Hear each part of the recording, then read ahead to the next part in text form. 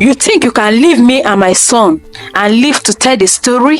There was something odd and mysterious about him. No one knew exactly what happened to the 6 ladies he had married. He suspected that his mother, Iya Olu, was evil, a witch who ate her daughters-in-law. He asked for my hand in marriage. Be careful, Abike. You know what they said about Olumide. I see. You are both jealous that I will get married before you. Her eyes glowing. Please, don't do this to me. Suddenly, Abike heard a rustling sound. As she turned, she saw a giant snake slithering towards her. Abike let out a scream of pure terror. Please, don't be scared, the snake spoke in a soft, feminine voice. It looks like wicked mother-in-law has turned yet another poor bride. Abike's eyes widened in shock and confusion. How was this snake able to talk? And what did it mean by Iya Olu turning another bride? Who are you and what's going on here? Abike managed to stammer out, still trembling with fright. My name is Jumoke, the snake replied calmly. I too was once married to that devil, Olumide. But unlike the blissful marriage I expected, his evil mother, Iya Olu, brought me out to this forest on my very wedding night and cursed me, transfiguring my body into the form of a snake. Abike's jaw dropped as the gravity of Jumoke's words hit her. So the horrible rumors about Olumide and his family were true after all. You were one of Olumide's previous wives? The huge serpent nodded in agreement. Indeed, and I am not the only one, my friend. There are 5 other poor women just like us, all former brides of Olumide, who have been cursed and transformed into snakes by the evil Iya Olu. Tears filled Abike's eyes as the full realization set in. She had ignored all the warning from Omaomi, Bose and Bimpe. They had tried to tell her about the danger she was walking into by marrying Olumide, but her stubborn pride wouldn't listen. Now she was paying the ultimate price as a victim of Iya Olu's sadistic witchcraft. Please take me to the others, Abike said in a small voice. Jumoke gave a small nod and turned to slither deeper into the forest. After a moment of hesitation, Abike's strange new serpent body began to follow the larger serpent's lead. Finally, they entered a small clearing where the 5 other massive serpents lay coiled up. As Abike and Jumoke entered the space, the other serpent turned to face them with a series of hisses. Jumoke let out a calming shriek, causing them to relax. Sisters, I have brought another, the large serpent said. Another unfortunate bride, cursed by the hand of Iya Olu, just as we all were. One by one, the snakes began to speak in soft feminine voices, introducing themselves all as former wives of Olumide before falling victim to Iya Olu's transformation curses. The 7 women spent long days and nights consoling one another and plotting ways to potentially reverse the curses that had bound them to this unnatural form. But with each new sunrise, their hopes dwindled, along with their memories of life as humans. Meanwhile, back in Ole village, Abike's friends, Bose and Bigbe, sat idly in the front of one of their family huts, catching up on the latest gossip and news of their small community. Have you happened to see Abike at all recently? Bigbe asked. It's been months since her wedding, and I haven't seen her at the market or at the river at all. Bose shook her head slowly, a slight frown seizing her face. No, come to think of it, I haven't laid eyes on her since her marriage to Olumide. That's rather odd, isn't it?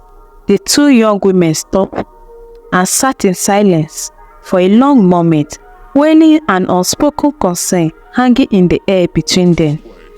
You don't think something could have happened to her, do you?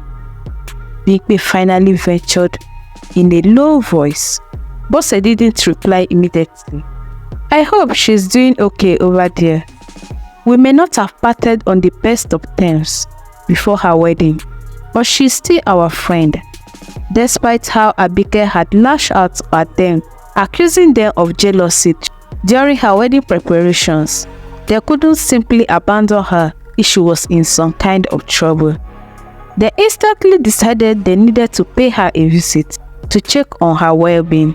Bose and Bimpe set off down the dusty path towards the house Abike now shared with her husband on the outskirts of the village. When they arrived, Olumide's mother, Iya Olu, emerged from the house, zeroing on them with a stern look. Abike is resting and has instructed that she's not to be disturbed. You will just have to call again another day, Iya Olu said as she dismissed the ladies. As the two young women made their ways back towards the hut of Ole, a strange sound reached their ears. Do you hear that? Bose whispered, straining to make out the murmuring tones. It almost sounds like human voices from the forest. Bimpe frowned, shaking her head slowly. That can't be. No one will be foolish enough to go wandering in those woods, not after all the stories. A new series of whispers reached them clearly now, as if carried on a passing wind. Bose's eyes went wide. Those voices, don't you recognize one of them? It almost sounds like Abike. Bimpe grabs. Realization spreading all over her face as she heard the unmistakable cadence and timbre she knew so well. Without another word, the two broke into a cautious jog towards the forest edge. Fear and confusion warring with their desperation to find their friend. They made their way past the first few rows of trees, already regretting their impulse. After a few minutes of trekking, an incredibly strange and frightening sight came into view ahead. There, slithering closely across the uneven forest floor, was the largest snake either of them had ever seen. Bose and Bimpe froze in their tracks, terror rooting them to the spot. As they turned to flee back the way they came, the gigantic snake suddenly spoke in a very familiar voice. Please, my friends, it is me, Abike. Bose and Bimpe whisked back around in utter despair. Abike? They stammered, gaping in horror at the monstrous reptile. It is me, the snake continued, in their friend's unmistakable tone. I have been cursed and turned into this creature against my will. Abike then proceeded to tell them in heartbreaking detail everything that had happened to her since marrying Olumide. How her mother-in-law Iya Olu was an evil witch who took delight in trapping and transforming her son's new brides. Abike tearfully revealed that there were 6 other former wives of Olumide who had been similarly cursed and turned into giant snakes, all held captive here in this forest prison. She begged her 2 friends to find a way to break this dark magic and restore not just her, but all of them back to their human forms before it was too late. Bose and Bimpe were utterly stunned into silence as they processed Abike's unbelievable story, their minds racing. But the desperation and torment in their friend's voice made it impossible to doubt her words. They knew right there that they had to find a way to save Abike and the other wives, no matter what. The 2 women knew there was only one person who possesses the knowledge and power to take on such immense supernatural endeavor. The powerful spiritualist named Baba Rumi, who lived in the remote village of Oke. With a quick goodbye and promise to Abike that they would return, Bose and Bimpe immediately set off towards Oke village. They arrived just as the sun was beginning to set over the valley, bathing Baba Rumi's small hut with an orange glow. They urgently called out for the spiritualist. Please, great and powerful Baba, you must hear our story, Bose implored desperately. We need your help to save our friend and others from an evil witch. And so the two women proceeded to tell Baba Romi everything. Baba Romi listened intently as the incredible story unfolded. When they had finally finished, "Your friend speaks the truth," she said in a solemn tone. "The wicked and selfish Iya Olu has been practicing these depraved rituals and sacrifices for many years to drain the youthful energy and beauty from her son's wives. She does this to unnaturally extend her own lifespan and accumulate more dark powers unto herself, while closely discarding the souls of these poor women. The only way to reverse these causes is through the performance of an equally powerful ritual, one that will require the snake's wives to be present." Baba Romi feasts Bose and Bimpe with an intense stare. "You must bring the snakes here to my shrine. I will perform the reversal ritual over the course of 7 days and nights to restore their original human bodies and soul. But I must warn you both, this will be an extremely perilous undertaking.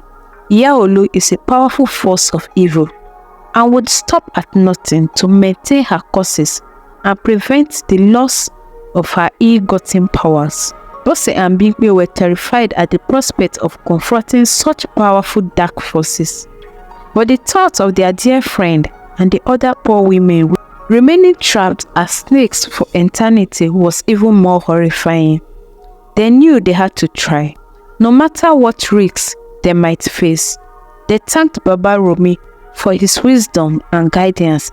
They immediately headed towards Ole village. They didn't breathe a word of what they had learned to anyone, instead quietly gathering over a dozen of the village's strongest and bravest men to aid them.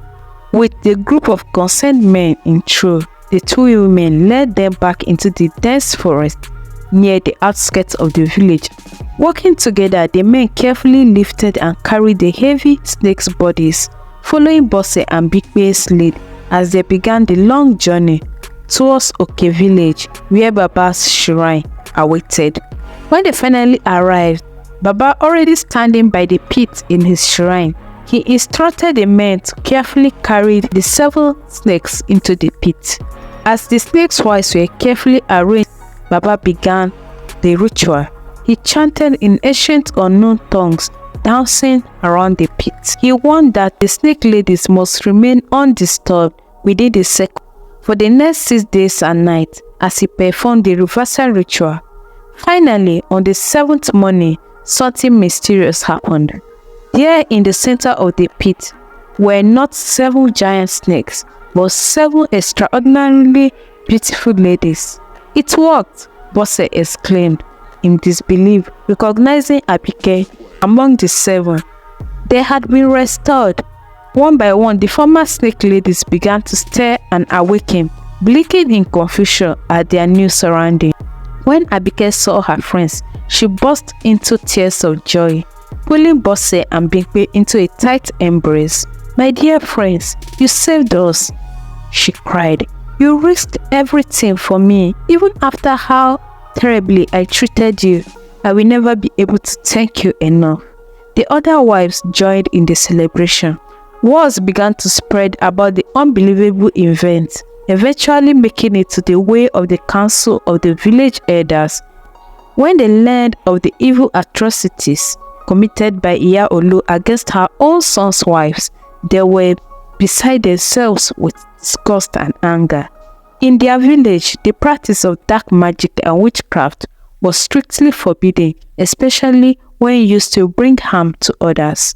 According to their ancient laws and customs, the punishment for such transgression was severe.